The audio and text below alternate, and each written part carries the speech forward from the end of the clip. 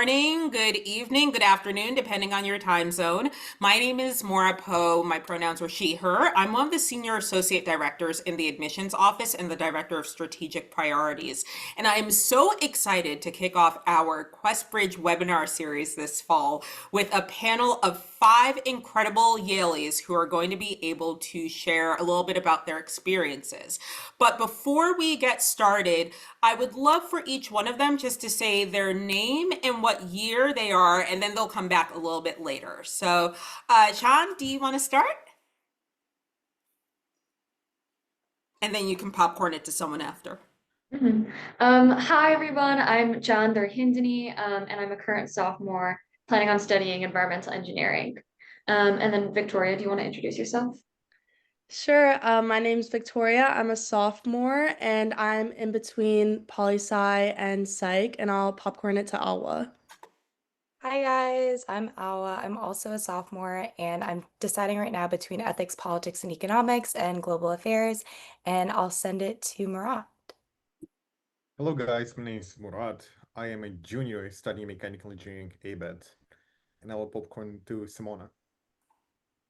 Hi everyone, my name is Simona. I'm a current senior and I'm studying ethnicity, race, migration, or ERNM for short. Wonderful. So I can't wait to get to them because they're really the stars of the show. But first and foremost, we're going to do a bit of an introduction to QuestBridge. So let me go ahead and share the PowerPoint, and hopefully this shared correctly. How's it looking? Looking good? Simona? Does it look good to you? Fabulous. Okay.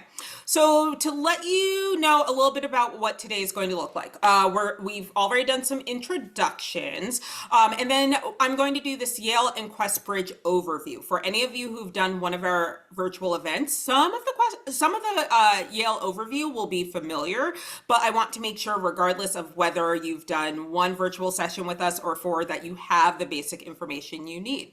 We will then turn it over to the stars of the show, our Quest Scholars, who will be able to answer some questions about life on campus, applying through the QuestBridge program. And some of you pre-submitted questions, so we are going to go ahead and use some of those pre-submitted questions. And then we'll make sure you have some contact information. If you'd like to learn more about life at Yale, we'll make sure that we drop some links for you in there. But first and foremost, before we dive into everything, let's talk a little bit about the QuestBridge program, because some of you are already familiar with it. Some of you may not know about this. So QuestBridge is a national nonprofit that is aimed at connecting high-achieving, talented students from low-income backgrounds to selective institutions across the country. It started with a handful of colleges and universities, and at this point, it is up to 55 colleges and universities. From coast to coast, you're looking at schools that might be on a block system to schools that aren't on a semester system. You have universities, liberal arts colleges. There are so many different opportunities to pursue higher education through the QuestBridge program. QuestBridge is one of 3 applications that we actually use for admission to Yale. So we use the QuestBridge application, the Common application, and the Coalition application. If you think you might be interested in applying through QuestBridge, know that the first step is to actually apply to the QuestBridge program. QuestBridge has 2 main parts of their programs to know about. Some of you might already be familiar with the junior level one, where they select students that are known as college prep scholars. So any high school junior who's studying in the US, in a US high school, can apply. And typically, the college prep scholars typically have annual incomes of about $75,000 or less. So it's a college readiness program. Students are invited to college readiness workshops around the country. And then students potentially apply to the National College Match. Now, those of you who are seniors right now in high school, and I think that's the vast majority of you that are here, you are likely interested in what's known as the National College Match program. This is the program that allows a student to apply to QuestBridge directly. QuestBridge reviews their own applications, and they decide who their finalists are going to be. And once a student is named a finalist, they then have the option to use the QuestBridge application to apply to up to 15 different schools of the partners. Now, what makes the QuestBridge application so great? We can talk a little bit about it, and some of our panelists may even talk about why they decided to use the QuestBridge application to apply. We've had some students say that they feel that they could express themselves better through it, that they were able to tell their stories. Know that we don't have a preference for one application over the other. We have well over 100 students who applied through QuestBridge in our first year class. We have many students who applied using the Common application. We had many students who applied using the Coalition application. The main thing to know is no matter what, the QuestBridge application and the National College Match, it is not the end all be all. We sometimes have students who say, oh my gosh, I wasn't named a finalist. This means I won't get a great financial aid award. That's not true, because our financial aid policies are the same regardless of how you apply to Yale. We are able to meet 100% of demonstrated need for our undergraduates without loans. Loans are not a part of our financial aid packages. And we're able to do that through the incredible work of our colleagues at Undergraduate Financial Aid. We want to make sure whatever the difference is between what the cost of attendance is and what the family can contribute towards that Yale is able to cover that gap in between. Now, our QuestBridge National College matches, they typically have annual incomes of $75,000 or less with typical assets. So, no Swiss bank accounts and things like that. But know again that we have students who come through the National College Match. We have students who apply through QuestBridge, regular decision, early action. There are many different options. So we want to make sure you heard a little bit about the QuestBridge program before we talk to you about Yale. Now, brief overview about Yale. And one of my colleagues came up with this idea a couple of years ago in trying to think about how to describe what Yale is. He came up with this idea that Yale is and then would joke about how it's a bit of minimalist poetry. But the main thing to know about Yale is if you're a senior right now, and there are a lot of you on this call, you might feel like you're being forced to think in terms of or. Do I want a college town or do I want a bigger city? Do I want a liberal arts college or do I want a research university? Do I want to study art or science? The thing is, at Yale, our students don't have to think in terms of or. They very much think in terms of and, even starting with our city of New Haven. New Haven is a mid-sized city of about 130,000 people. You can see its proximity to both New York and Boston. So yes, students absolutely might take the New York commuter rail into New York City to see a Broadway show. That's very easy to do. But what I love about New Haven, and I say this as someone born and raised New Yorker, I feel like New Haven in many ways is New York City in miniature, whether it's because of the really strong arts culture that we have here. We have some Tony Award winning regional theaters throughout New Haven, whether it is the fact that you can find just about every cuisine, whether it's in a restaurant or a food cart here around New Haven. There's just a lot to do around campus, but there's also a lot to do on campus. We're not the kind of school where here are the gates of Yale and here's the rest of New Haven. Nope.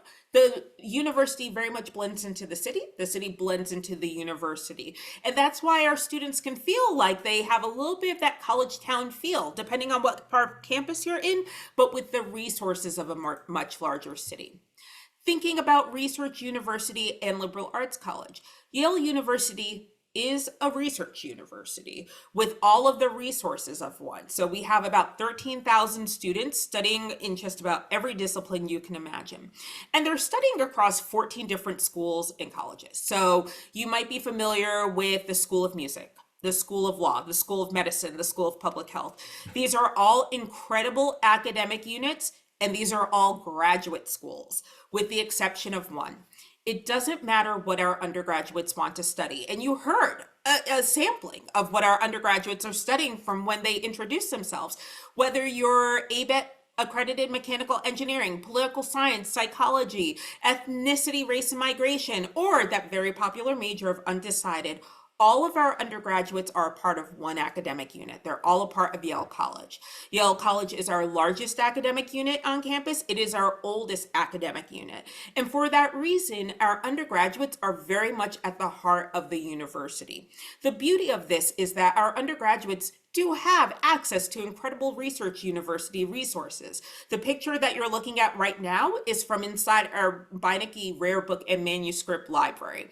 Note I didn't say museum, it's a library that students can go and work through some of the works and papers, the original sources, and students can do that as an undergraduate. Our students might be doing research with professors at the School of Public Health, or might be doing research with professors at the School of Global Affairs, at Jackson School, or they might even be doing some work over at the School of Medicine. That's the beauty of being a liberal arts college smack dab in the middle of a research university.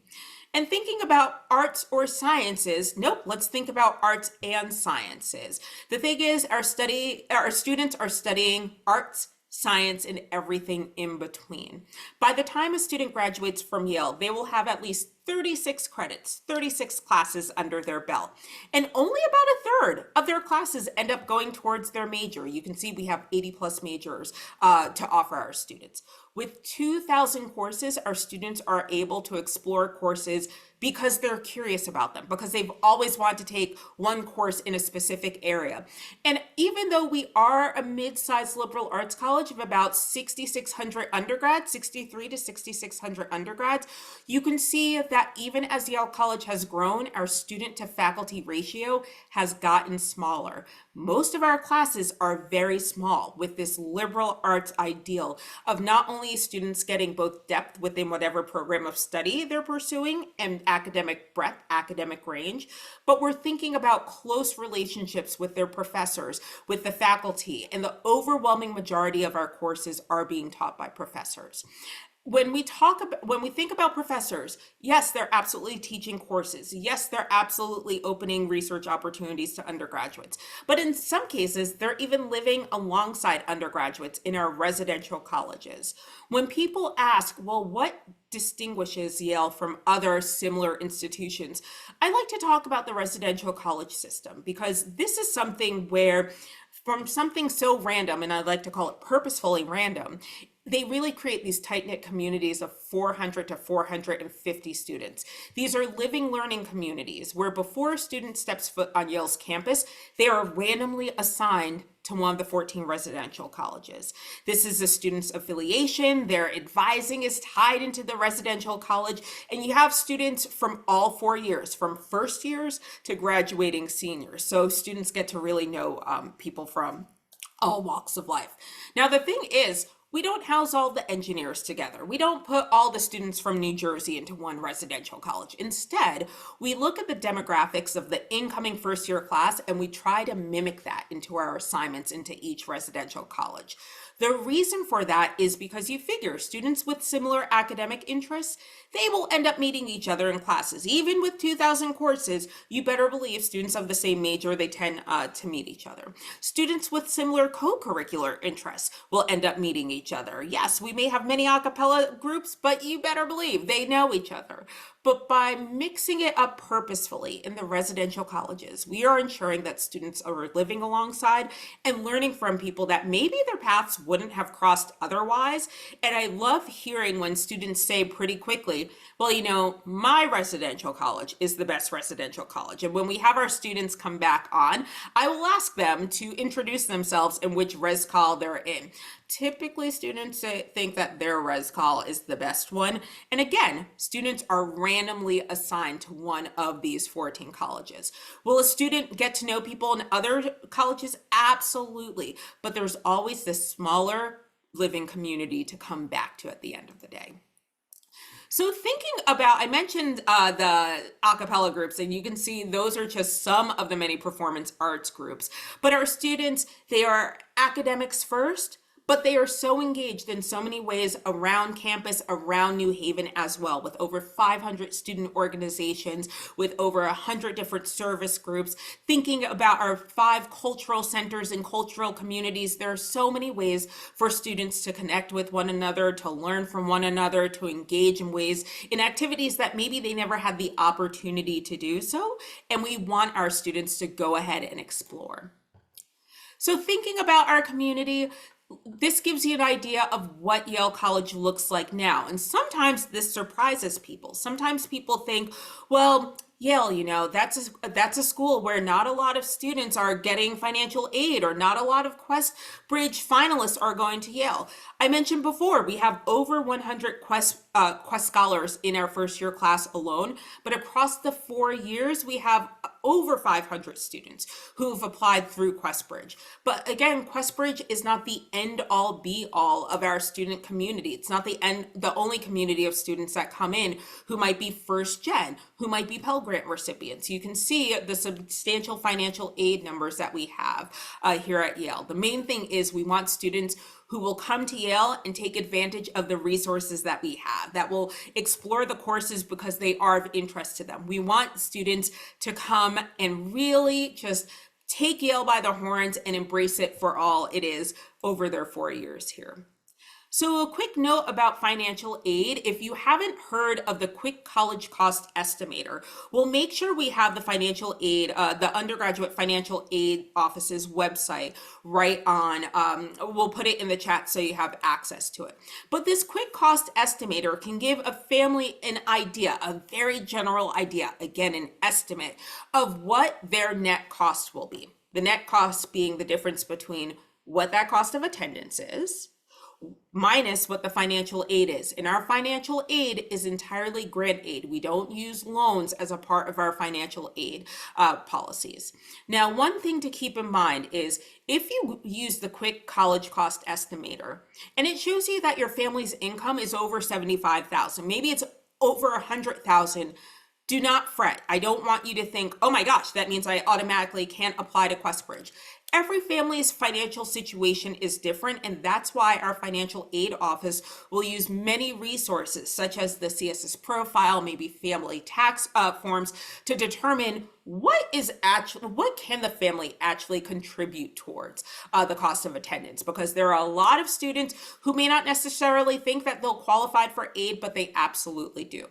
Now, currently, our national college matches, we typically only match with students if their income level, if they're going to have a financial aid package that has a 0 parent share. That's typically if your family's income is $75,000 or less. But if you are above that, do not self-select out if Yale is a place where you think you want to be, because again, the financial aid office will do their calculations. And again, it doesn't matter whether you're applying through Quest Bridge, the common application, or the coalition application. We are committed to being affordable for all of our families. Finally, before I bring all of our panelists back to ask a couple of questions, here are a couple of different ways to connect online, whether it's through Instagram, and that is our mascot, Handsome Dan. I think he's about 5 years old now. He's a goofball if you ever see him on campus. He's so cute. We've heard students and families say that Inside the Yale Admissions Office podcast is really helpful, regardless of whether they are applying to Yale or not, because there are episodes, everything from applying through Quest Bridge to thinking about your essays, to even thinking about, how recommendations are used in the application review process. So I highly encourage you to explore, and you can see if you have any questions after this, you can feel free to reach out to admissions.yale.edu/questions. So that was a very fast and furious overview, but we want to make sure you kind of have the basics of life on Yale's campus before we turned it over to our student panelists. So now we're going to have a little bit of a Q&A session, and I've asked our student panelists to really think a little bit about their experiences. Just so you know, we received a lot of questions in advance. We're going to try and answer some of those. We're not going to answer specific questions like, well, what was your essay topic on? Or what did you, every student's an individual. But I'm hoping that through this Q&A, you might hear some great application advice. You'll learn a little bit about life on campus. And with 6,600 Yalees in the undergraduate program, no two students have the same experience, so that's why I'm really glad that our students are here. So let's start with, let me start with a softball question. And maybe it's not a softball question, we'll see. But I would love for each of our panelists to say your name again. Maybe your city and state where you're from. If you want to share your high school, you absolutely can. Remind everyone about what major you think you might be choosing, and then if you could tell us a little bit about what you do around campus, that would be a great start. So let's start with Ava.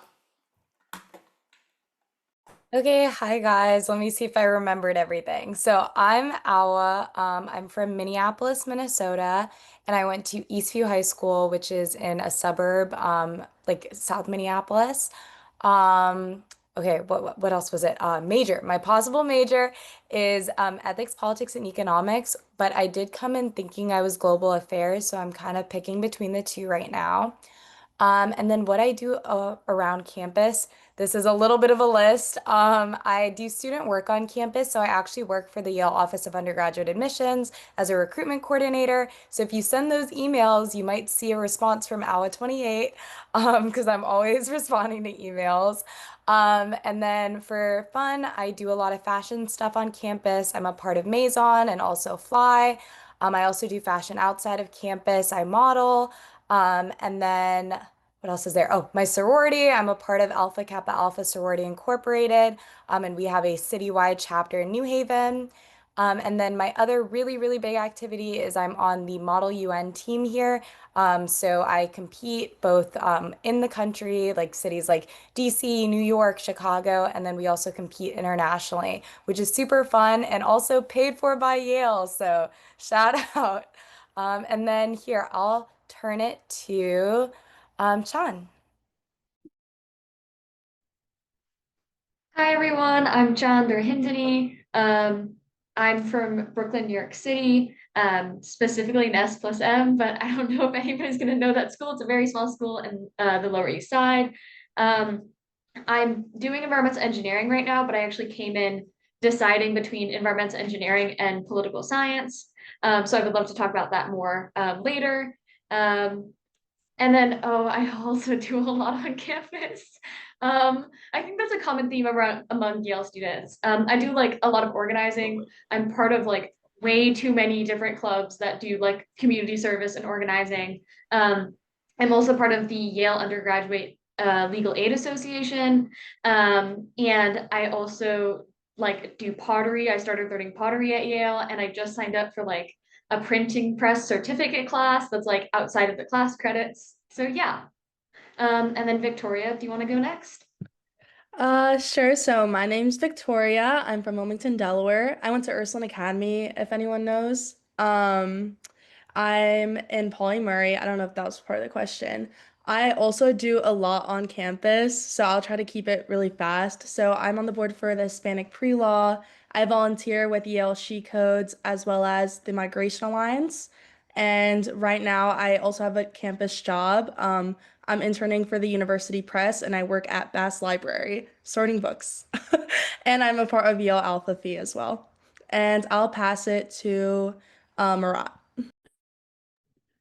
Hi guys, again, my name is Murat. I'm from Brooklyn, New York, from the FDR High School, majoring in mechanical engineering ABET. I'm on the e-board for the Yale Undergraduate Aerospace Association. We are the biggest engineering club on campus. We do a lot of stuff. We create the rovers for the rover competition. We create the rocket engine, the airplanes and the rockets. Also part of the e-board for the Y8, where we collaborated with Yale Medical School. We are sending people to shadow doctors and the medical students at the Yale Hospital to later create for them prosthetic devices at the Yale School of Engineering. In addition to that, I conduct research at the Yale Biomedical Engineering School. I was part of the STARS 1 and now selected as a STARS 2 participant, so I'm also really happy to talk about that if you are interested in doing STEM at Yale. STARS is a big program of that. And Simona? Hi everyone. My name is Simona. I am also from Minneapolis. I went to St. Louis Park High School. Um, I am a senior, so I feel like I've lived like 10 gajillion lives since being at Yale. But I guess I'll just sort of list off a couple of things that I've done slash like found most integral to my Yale experience. So I'm a part of student research, particularly part of the undergraduate fellowship for students interested in research and pursuing PhDs. It's called the Mellon Mays Undergraduate Fellowship. So I'm like really involved in sort of student and humanities-based research. I'm also in a sorority. I'm a member of Delta Sigma Theta Sorority Incorporated. I also am like relatively involved in the Ethiopian and Eritrean Student Association and also danced and sort of helped get the ground sort of running for the Ethiopian and Eritrean dance team here on campus called Desta. I've also been really involved in sort of New Haven community organizing stuff, so very much involved with Dwight Hall, and also through tutoring and mentorship and education related things. And I also am a first year college counselor, or a FROCO for short. And so if you guys do end up coming to Yale, you'll learn that in your first year, you're essentially assigned a senior who essentially is going to act as like your mentor and someone that will like live in the hall that you live in and also will be just like really guide you through your first year and through navigating yourself through Yale and also through the residential college system. And I didn't mention this, but I'm a part of the best residential college, Jonathan Edwards College. So yes, JE sucks. Yeah, I think that's it. Did everyone go? Yes. Okay. And I'm just sitting here beaming because I always love hearing about all the different activities, hearing which residential college is the best one. I'm affiliated with Ezra Stiles, perhaps I'm partial to it, but you could hear the range of what people are involved in on campus. And I'm just wondering if maybe we can start with your sophomores, juniors, and seniors. If you could maybe think back to that first year on campus, which might feel like a lifetime ago, even if you're a sophomore, and maybe share a little bit about how you adjusted to Yale, like how your first weeks, your first months were, maybe some of the resources that you ended up using, or maybe some of the resources that you discovered second semester that you're like, oh, dang, I wish I'd known about that sooner.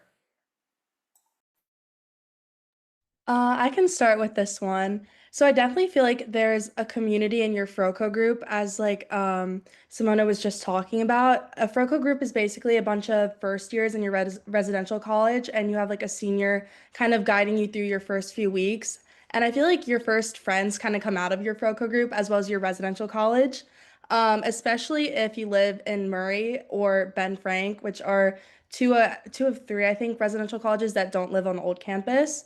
Apart from that, I also definitely found a lot of like Figly community and the resources that Yale provides. So I was a part of the Thrive program here at Yale, which I believe is like a bridge program for Figly students where you get paired with an upperclassman and you can ask them questions about like financial aid, study abroad, different opportunities. And that's how I found friends who are in my residential college who also kind of identify with Figly. Apart from that, there's mentors for quite literally everything you could possibly imagine. So in my first year, I thought I was going to go very STEM. So I applied for the STARS program, and through that, I got mentorship in terms of what STEM classes I should be applying for, what resources I should be looking at. And I would also say that you definitely find a community through the clubs here, which like everyone can speak to. Um, a little bit later. But a lot of my friends that came outside of just like my residential college were met through my clubs and those different mentorship programs that Yale has to offer. Great. And Victoria, and I'd love for another person or two to answer, but I just wanted to make sure everyone saw in the chat that Figly, if you hear whether on our webinar or another webinar, this term Figly, what is it? FGLI, first generation low income. So very strong communities on our campus who identify as Figly. Does someone else want to talk a little bit about their first year? Thanks, Victoria. I can talk a little bit about it. I was also part of Thrive and Stars. So they were really helpful as well. But also like right before your classes start, pre-frosh or like current frosh, get to campus before everyone else. And they do basically like, I guess like summer camp kind of vibes, where they will choose like 3 different programs that they want to join in. So there's things like Focus, Foot, Harvest, cultural connections, and there's a million more. And you'll hear more about it if you do end up going to Yale. But it's basically like the first like week that you're here, you get paired with a bunch of other people who are in that same program, and you make new friends and you get to get like involved. So some people go on hiking trips, some people go to a farm, some people do volunteer opportunities, some people do entrepreneurship opportunities. And it's a great opportunity to like meet new people and get situated on the Yale campus before you actually start classes. So I found that was actually really helpful.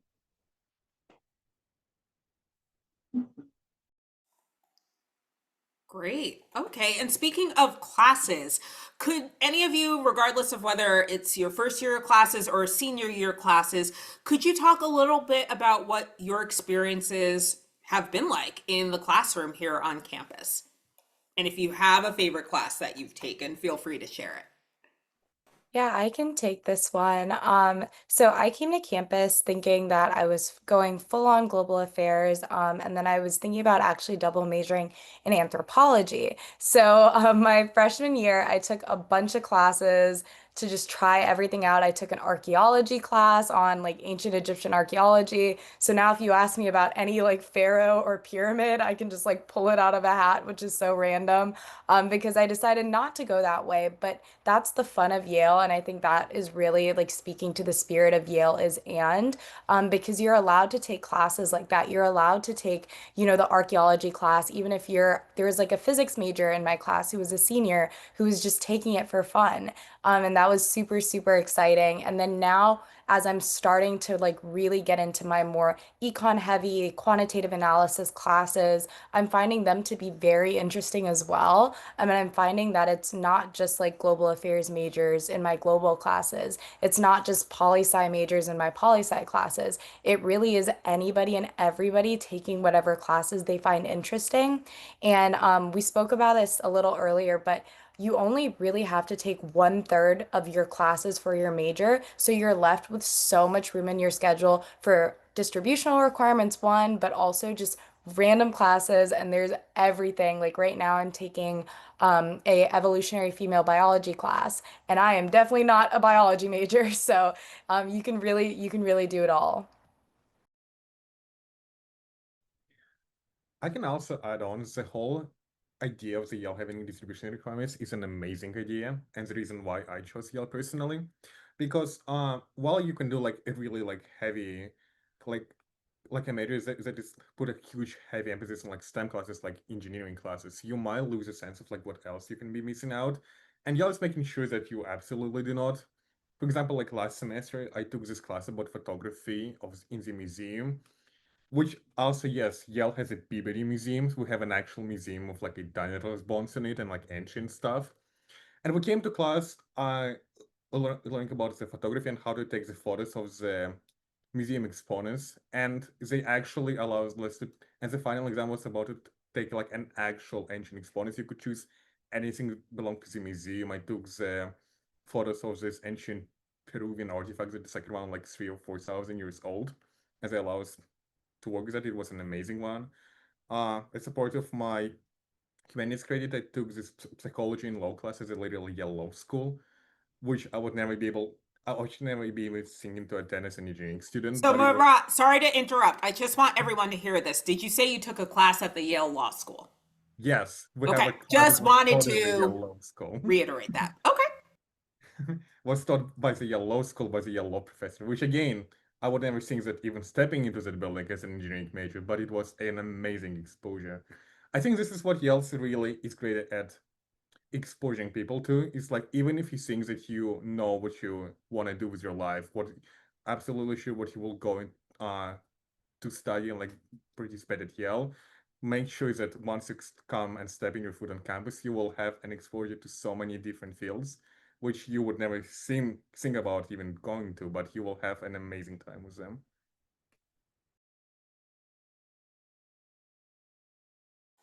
See, the liberal arts college and the research university, but the idea of just casually taking a class at one of the top, if not the top law school in the country as an engineer, that's pretty neat. So you'd mentioned professors, and I'm wondering if a few of you could talk a little bit about your relationships with professors or how you've interacted with them, how easy or hard it is, especially as students are starting to think about how high school might be a little different than college. I can take this one. As an ER&M major, I feel like my classes are typically pretty small. I would say about like 10 or so at the least, and then like I would say like 20 would be the absolute most. I definitely have been in classes that have been bigger lectures when I was sort of fulfilling those distributionals and sort of just taking random things as a lot of Yale students do. But I think that one thing that I really like about professors here is that they're very accessible. I've never really felt like I couldn't email a professor to go to office hours. Um, or felt like they were judging me for asking a question or really anything like that. They're really super approachable, and I would say that they're like really dedicated to helping you succeed, not just like in terms of like getting the grade that you may want, but also like ensuring that you're actually truly understanding and invested in the material. And like, there's been a lot of times where I go to office hours or I talk to a professor or TA, and it's like, I'm going and I don't really have any idea what I'm talking about. I might not really understand what's going on. But you can kind of just go there and just like talk. Whether it be about the course material, whether it be about their research and things that also might interest you. And they're always just like really willing to help you and to extend their knowledge and their advice to you. Um, and I would say something that really helps with that is just Yale's undergraduate class size and being a mid-sized university. I feel like you don't often feel like you're drowning. And even if you are in a big lecture, your TAs, so your teacher's assistants or your teachers, sort of fellows, will always be there to sort of support you. And so that's something that I feel like I've really appreciated. And honestly, like as I was applying to Yale, and applying to college really was something that I didn't really think about. But in hindsight, I'm like really glad that I'm like able to facilitate those sort of relationships with my professors. Yeah, and now I have professors who I like get coffee with all the time, who I say hi to as I'm walking around campus. So yeah, especially like as you get older, I think that those relationships especially strengthen. But yeah. I can add a little bit to Simona's point about all of my professors feeling extremely accessible to me, like whether it be my huge lectures with like 300 plus people. I took like a few of the intro bio classes last year, or a very small writing seminar. They're just there to help you. For example, like in my huge bio lectures, they'd have homework help sessions where if you were confused about the material and you wanted to like meet with teachers assistants or even like the professor, you could go and directly talk and like strengthen your relationship with them. And even like in my small lecture or my small seminars, it's literally the same thing. They're always just there to help you. Like, for example, last year I was kind of struggling in my Spanish class because I hadn't taken Spanish since high school, and I was like, oh my gosh, I don't know how I'm gonna go straight into the language, like the L5 level, which is like the highest level at Yale. And my professor immediately was like, do not worry about it. It's okay. I completely understand. Here's a resource that you can go to. And it was like these language tables where you can just talk in Spanish and like get things wrong and learn. So as long as like you're making the effort to reach out to your professor and kind of help build those relationships, they will always be reciprocal and like they're just there to help you and point you in the right direction. No matter if it's a huge lecture or a small seminar. And I think that's like the beauty of Yale being like Simona said, a mid-sized college and also like open, like anyone can take any class. So they understand that you might not be a bio major, but you're still kind of trying it out. So they're just there to help you figure that out. And I'm glad you've talked about office hours because that's one of those things that sometimes can feel really scary. Like, why would I go and talk to the professor? They're going to know if I'm confused about something or if I don't know. No, that's the point of office hours, not only to get clarification on some of the new things that you're learning, but also to develop a rapport with your professors, whether that's because you might take classes with them later on, you're interested in their work, they might write a recommendation letter for you down the line, but very much is the kind of tight-knit liberal arts college community that facilitates those strong student student and faculty relationships. Now, looking back, because right now, many of our seniors on this call are thinking about applying through QuestBridge and probably thinking about their applications. So, if some of you are willing to share, why did you decide to apply using the QuestBridge application? You had options, right? You could have done QuestBridge, Common App Coalition, and not for nothing, the QuestBridge application is due earlier than the other applications. So, what led you to choose to use it?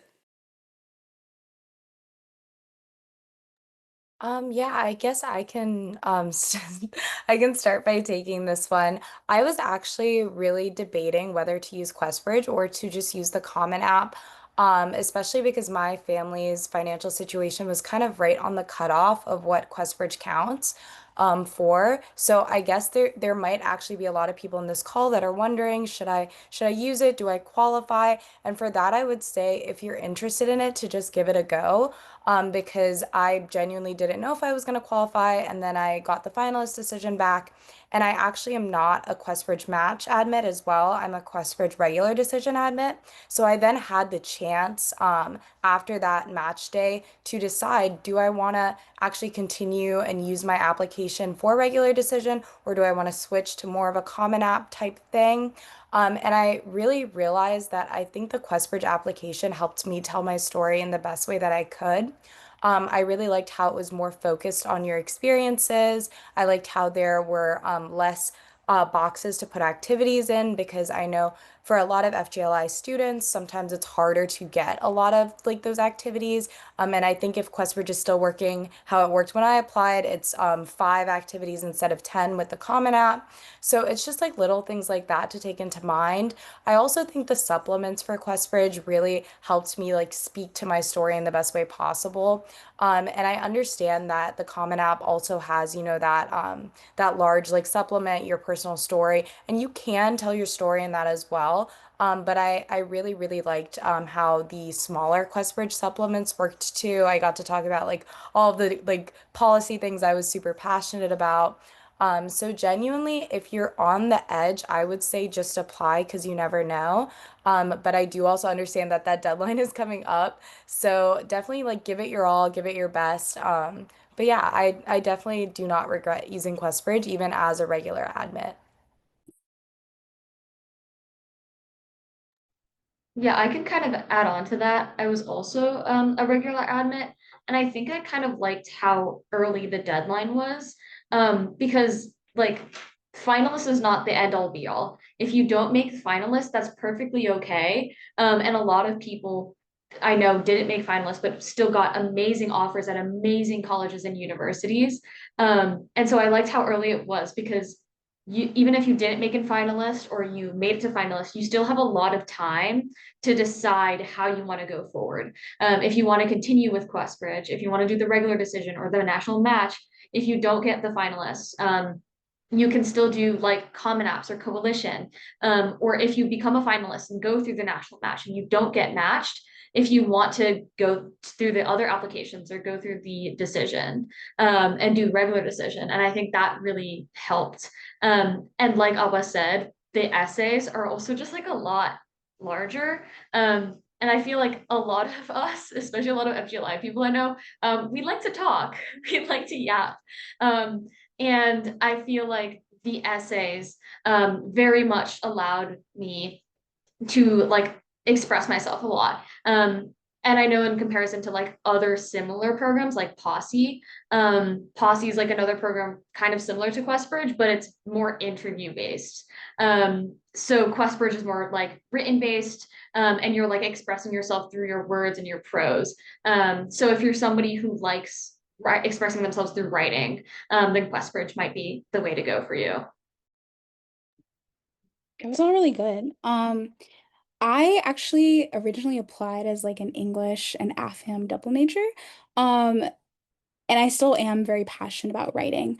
And so I think the opportunity to like really truly express things that I believed were like so integral to my high school experience, but also to like just who I am as a person and like to be able to express that through what I think slash hope was really good writing, was like really important to me.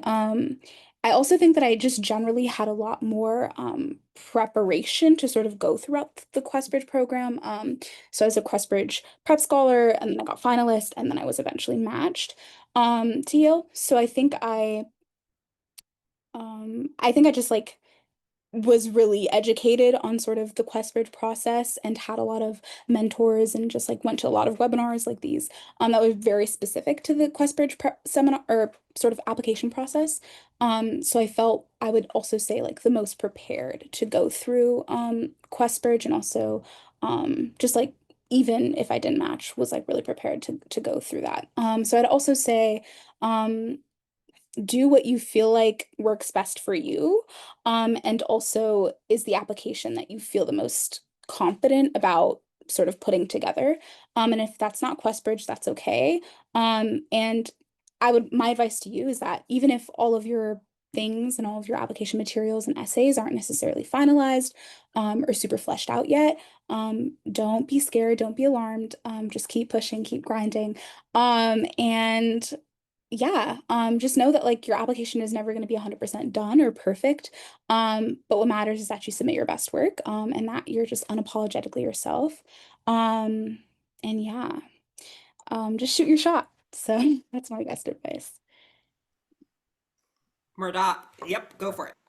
Just to quickly add on, when people generally ask me like if I should go with QuestBridge because I'm not so sure about it, if I want to do match regular decision, I always say go for it because guys, you're submitting what, 2 huge essays, 3 middle-sized essays, and like 7 or 9 small essays. And even if you choose to not go ahead with a QuestBridge for your college application process, you will be reusing these essays for your actual college, for the supplemental essays. And trust me, it will make your life so much easier later on in the process. And to just add on, as a QuestBridge match to Yale, it takes a lot of headache off. You getting your decision in December 1st, while people still apply to college.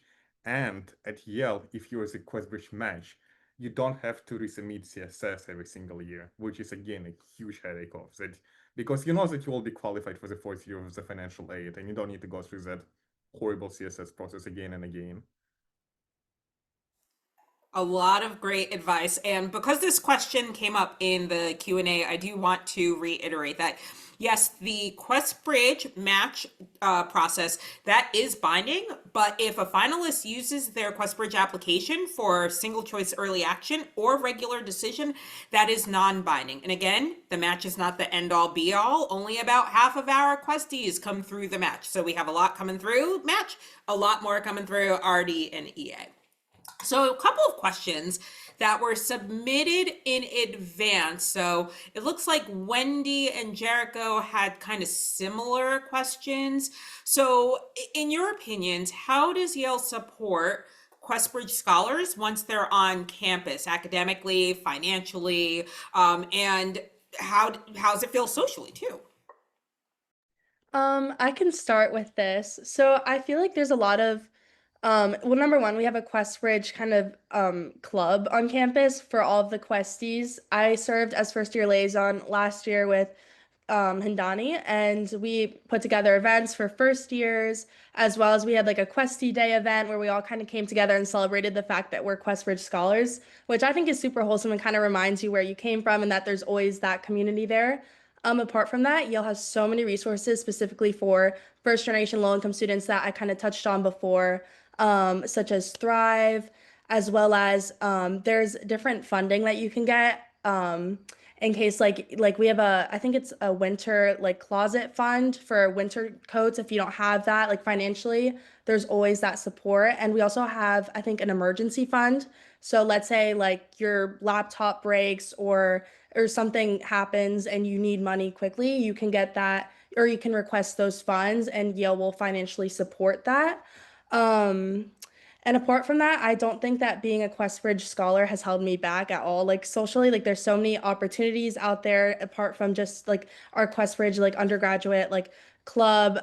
You are not like limited to just hang out with the QuestBridge community. You can basically do anything and everything any other student would do. So Yale's been amazing in that sense.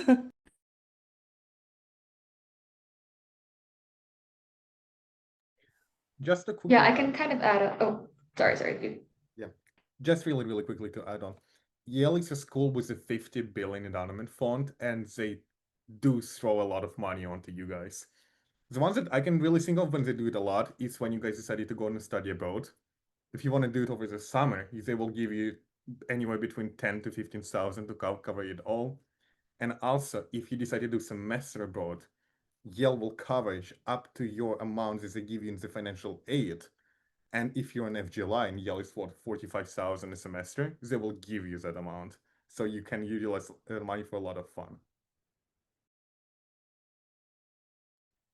Yeah, Murat kind of touched on what I wanted to talk about. Yale has so many opportunities for you to like do things that other students can just by like giving you the resources and the money. Like study abroad is not something that I probably would have been able to like afford if I went to another college. But Yale has a lot of like programs for FGLI kids. And also like socially, even before I got onto campus, there was like Questbridge events in New York City that I was invited to. And like I met some of my closest friends on campus there. So it's like just by being like Yale FGLI, you literally like get to meet so many people and like sometimes it can kind of be overwhelming how much of a support system you get. Which is, like not really an issue. But like there's literally so many resources. And also don't feel bad about not utilizing every resource. There's literally so much. So just use whatever is like most helpful to you. Yeah, and then like I want to touch again, like study abroad. Like I just want to hammer this point home, guys. Like study abroad is so fun. I know like personally, like Yale paid for my entire study abroad this summer, and I spent 6 weeks in Paris, and they even pay for non-Yale programs. So I was actually studying through Columbia University, and they completely paid for like my Columbia University tuition, my flights, my accommodations, all of it. And that's not just Questies, that's just FGLI at Yale. And it was talked about previously, but if you do qualify for that aid, you will get that aid whether you choose to apply with QuestBridge or not, which I think is super duper great. And then also, I'm a part of like the Yale International Relations Association, and with that comes refunds for anything that I get through that like association. So if I'm traveling with my Model UN team, the actual travel is paid by the Model UN team, but if I'm spending money, say in Boston for the national tournament, I get that refunded because I am an FGLI student. So stuff like that, they're genuinely trying to help you do anything that anybody else can do. They don't want you to stay home from a club trip to Boston because you can't afford this, that, and the third. So never worry about that. On top of that, too, like Yale pays for like Western business attire for Eura. So I think like you get like $250. So if you don't have a suit, Yale will pay for your suit. And they have like that type of like funding for so many different FGLI students on campus, outside and inside of Questbridge. So genuinely, there has not been an instance on this campus where I've let like finances get in the way of me trying out a new club, an activity, studying abroad, stuff like that. And I think that just like goes to show that like Yale really does care about their Figley population on campus. I want to echo all of that by saying I also studied abroad over the summer. I spent about 8 weeks in Cape Town, South Africa. Literally like the best experience of my life. And then I spent 6 months studying abroad in London and also just traveling all around Europe. And these were funds that like Yale contributed to. And so I definitely would like to echo that. If you want the money and if you're serious about an opportunity, that Yale will provide that for you. And that's part of like why Yale is Yale a little bit.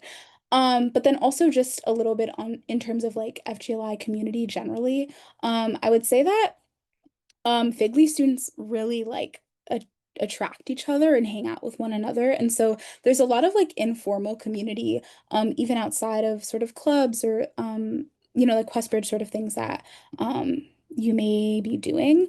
And so yeah, I would just say outside of like the money that you maybe want to get or the things that you may be doing, just just know that like you will find your people here. And there are a lot of people here that share the sort of experiences that you have. And so yeah, like don't be discouraged by maybe like the prestige that is associated with Yale, or maybe like images that you may have um of Yale in your head. Because it's there's just so much more that's available here. Now, time flies when you're having fun. We only have a few minutes left, and I promised that we would wrap this up as close to 9 as possible because you heard how busy they all are. They've got other things to do. Also, even clubs meet sometimes in the evenings. But a quick plug because this is our first QuestBridge webinar of the year. We're going to have a couple of additional ones. Once students are named finalists, we're going to have a couple of webinars geared towards students. We'll even have a financial aid webinar, regardless of whether a student is a finalist or not, because we want students to know what kind of documentation they're going to need. I put some links in the chat, including the links to other virtual events. We have regional virtual events, we have specialty ones. So there are lots of ways to explore Yale, even without coming to visit campus. So I highly encourage you do so.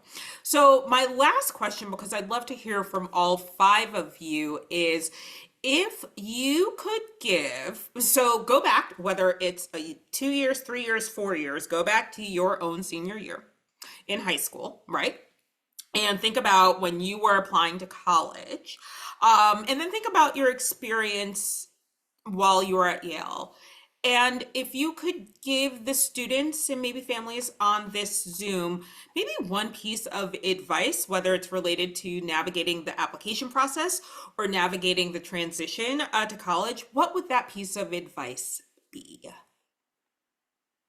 And take a moment to think about it. I know that's a pretty hefty question. I can start with this. I think this is kind of applicable to both parts of the question, but if I could tell myself something, it'd be to take a deep breath and just know that if, as long as I'm being really honest and true to myself and really putting in my best work in my application, that's all you need to do. You don't need to try too hard to like sound perfect or write what you think like colleges want to hear. Your story and what your voice is going to make you stand out, and you're going to end up exactly where you need to be, whether you're a match or not, whether you come to Yale or not, which I hope you come to Yale, but there's a home for you no matter where you go. And once you're on campus, there's going to be a community there of QuestBridge students or other FGLI students to welcome you and support you. And that, like, although it might feel like there's so much uncertainty during this time, you're not doing this alone. And we're all here to support you. Other FGLI students are there to support you. And that I think as long as you're really just putting in that your best work and really being authentic to yourself, that's going to show and you're going to end up where you need to be. I can go next. I think my biggest piece of advice is to work hard, but not too hard. Um, you guys are like seniors, most of you. And so it's important that you work hard and you put in the effort that you need to like get the results that you want out of this application process. And that means that, you're going to spend a lot of time working on your QuestBridge application, maybe your common application if that's also something you're considering, your supplements. And there's going to be a lot of time that you're going to dedicate to this thing. But also recognize that like you're not just a student and you're not just an applicant, you're also a person with feelings and a life. And like this is your last year of high school. And so I really want to encourage you guys to work hard, but also to remain sort of centered and grounded in the things that you care about. And like remember to like invest in your communities and to have fun and do all the cool senior things. Yeah, just take some time to reflect on the fact that you are an entire human being outside of this application process and whatever it may bring. Yeah, I can go next. I think like my biggest piece of advice would be summed up in like one sentence, and that's comparison is like the thief of joy. And especially like during the college admissions process, you're going to be comparing yourself a lot to your peers around you, your friends. You're going to be like watching those YouTube videos about this essay got me into blank or whatever. And honestly and truly, I really like what Tori said, Victoria. You just have to take a deep breath and know that whatever work you're putting out there, as long as it's true to yourself and it's really the best that you can do, sometimes you do just have to walk away from it. Because an essay is never going to be perfect. You can sit there and edit 4 weeks, guys, months, years, and it'll never ever be perfect. So genuinely take a step back. And if I could go back, I would tell myself too to find trusted people in my life to read my essays as well. Especially with the QuestBridge essay, since it can be very personal, if it's about your upbringing and stuff like that, sometimes you don't really want a lot of people to read that. Sometimes you don't even want like your parents or like your siblings to read it. But find a trusted person. Like I had my best friend read mine, and she was like the only person who read my essay to check to make sure I didn't spell anything wrong. And like just have people in your life that you really trust. And don't go through this process alone because it can be very, very lonely at times, if you're just like putting all of the weight on your shoulders. So yeah, don't compare yourself and take a deep breath, and everything is going to be okay. Yeah, kind of adding on, the college application process can be very stressful, but I recommend finding ways to have fun with it. Which I know can seem kind of crazy, but like when you're working on your applications with like your friends or other people, like take dance breaks, like go get a cup of like tea, like listen to music while you're working on application and make sure to like take breaks. Like, put your laptop aside, go touch some grass, see the sun, get vitamin D. It's your first semester of your senior year. You're never going to be in that position again. Um, don't spend all your time just like glued to the laptop reading the same sentences over and over again. It'll drive you mad. So yeah, like Alma said, like find friends who are doing the application process with you, who are like willing to help you with it, but also like willing to make the process fun. Yeah, also you got this. I think all what was said was an amazing advices, and you should definitely listen to them. But to just wrap it up, I would say if I could give one advice is to ask yourself what you really want as you are graduating from high school and entering an early adulthood stage. Because answering yourself what you really want, you want to travel, you want to explore the different opportunities around you that are available to you, learn the new language, go deep into this field, can really answer your question what college you want to apply to and where you want to ultimately end up. And answering the question why you want what you want can also help you a lot on creating your essay for college because it can tell a lot what person you are, what personality you have, and what journey you came throughout your 18 and 19 years of life. And will be generally a good milestone to have to look back through as you finishing the school to answer yourself what journey you have come through, what goals you having in future of yourself. And having that will have a major effect on your life and will help you a lot with the college admission process. Wow. It's like I planted those answers. They were so genuine. And my goodness, this whole session, the time flew by. And I cannot thank our five panelists enough for their candor, for their time this evening, for being willing to share some of yourselves with the 150 people that were on this webinar. I also want to thank my colleague Amelia, who's in the background answering a bunch of questions, and then our two colleagues from Undergraduate Financial Aid, Carrie DeFonso and Katie Brett. Thank you so much, everyone, for being there. And I think the advice you heard was the perfect way to end. Be yourself, be authentic, think about what you want, and have some fun. Have some fun with this college process. So keep on exploring. Please join us for another virtual event if you'd love to learn more. And with that, I hope you all have a wonderful rest of your evening. Take care, be safe. Take care, everyone. Bye.